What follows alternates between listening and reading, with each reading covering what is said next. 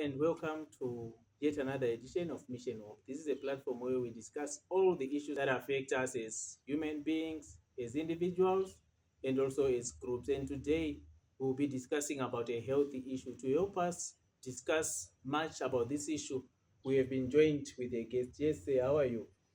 I'm very fine. My name is Evans Turanira. I work with a community-based organization here in Kenya.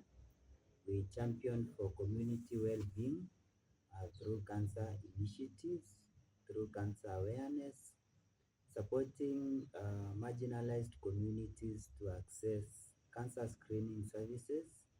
We offer prostate screening for men, cervical and breast screening for our women, and general wellness checkup. I thank you for the invitation to this amazing podcast. We are sharing the same vision of empowering our communities. Thank you. Thank you so much for joining us. And it's really a topical issue these days, issues to do with cancer. It's Yeah. really a topical issue, which I think we need to discuss more about it so that each and every person who is following us will be in a better position and well informed about cancer. What do you think is the most important thing people should know about cancer? So, one of the most important things that everyone should know about cancer is it is not a death sentence. It is a sickness like any other. And when cancer is detected early, it can be managed and you can save your life. Our awareness campaigns entail more on early screening or early detection. When cancer is detected when it's in its early stages of stage 1 and 2, it can be managed comfortably and a higher chance of life. So people should know that it is not a death sentence, it's neither witchcraft, it is just a disease like any other, and it can be managed. So I'm encouraging people to get tested and get screened early. I think we are all hearing for ourselves that early detection saves Saves lives. lives, So yeah. it's good for us to go and get tested or screening earlier so that we address the issue as early as possible. Possible. And this is for everyone, both the young and the old. Kindly go and get screened as early as now. Know your status. And once in a while, just walk in the screening centers for you to know your status. Thank you for addressing that. I think in most cases we have misconceptions that cancer mainly affects the aged, and Mm, so I think that's an important highlight you are putting across there, that it's everyone is vulnerable. Early testing saves lives. What do you think is the most difficult part when dealing with cancer, and how can we support those affected? when the doctor discloses the news of cancer to someone, people, most of the people uh, get confused. Sure. They are anxious. They don't know what next. Uh, and I think one of the most important thing is walking the journey with those that have tested positive and also supporting their caregivers also to accept the condition. Number two is getting medical help from a qualified physician. For cancer, we refer to them as oncologists. These are the medical personnel who have specialized with cancer issues, and they are better positioned to advise and be able to guide you accordingly. When cancer is detected early, it can be managed. So you get screened early so that you can be able to manage if. So the most challenging part dealing with cancer is when a patient is diagnosed with cancer in the late stages, that is stage 3 and 4, it becomes very hard to manage. Uh, with proper medical attention from a qualified oncologist, you can be able to manage it properly. And apart from that, you also need the psychosocial support from your friends and families, who will be there for you in this journey, working with you a journey of hope and healing. So the support that would accord those that have been affected is psychosocial support and also financial support. The treatment of cancer is extremely expensive, and some insurances don't cater for that. So you find yourself getting into your pocket to buy the medicine and also the logistics of getting these services. It can sometimes be very costly for a family. So if you're in a position to support, kindly do so. In most cases, when we focus on psychosocial support, we mainly target the patient Mm, and leaving behind the family mm, which is traveling this journey with this patient. So I think it's also important when we offer psychosocial support, yeah. we offer to the patient to understand the situation and everything, but also don't leave the family behind because they are somehow equally affected. So I think Yes. psychosocial support is important on that regard. Very true. Actually, where I work at Naledi Initiative, we have cancer support groups, Ah, and the support group comprises of cancer patient, cancer caregiver, and cancer survivor. So the cancer survivor gives hope to the cancer patient, and also guide them on the journey that they have gone through so that they can also be survivors. And then we also sometimes we tend to forget about the caregiver who is offering service to the cancer patient, and also they get affected. So we provide also a safe space for them to air out their issues as well. So psychosocial support is very much needed. that's true. Let us not leave anyone behind. Yeah. Let's move with the journey together. I have seen that there's been an increase in awareness, especially about cancer in our community, sometimes on media. Why do you think awareness is important and how can we promote it? Because I feel we haven't reached that point where we can say everyone is now knowledgeable about cancer.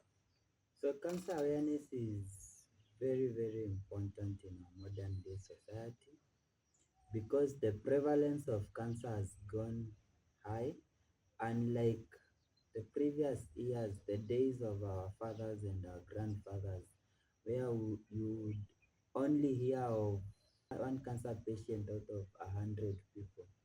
So right now the prevalence is high, and we need to educate everyone. As we began the podcast, we mentioned about early screening saving life. So we want people to get screened as early as possible so that they can be able to know their conditions and be able to get assistance.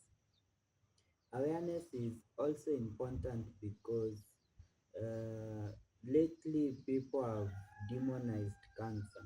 They have associated it with witchcraft, they have associated it with age, they have associated it with lifestyle, and a number of things. And we need to demystify all this so that we don't send wrong information to people. Where I work, we've partnered with institutions to create more awareness, especially in the remote areas where people rarely get this information. With the modern day of social media, we target the young people through TikTok, which is the most influential social media tool right now. Unlike in the past, we used to do radio and television. But with social media, I think, and also the information that we are sharing on this podcast, it will help many to know how cancer it presents, how we can support someone who has cancer, and many other information as well. I really applaud you for using the current digital platforms to spread awareness because in most cases people are moving away from the traditional media platforms like Mm. televisions and Mm. radio.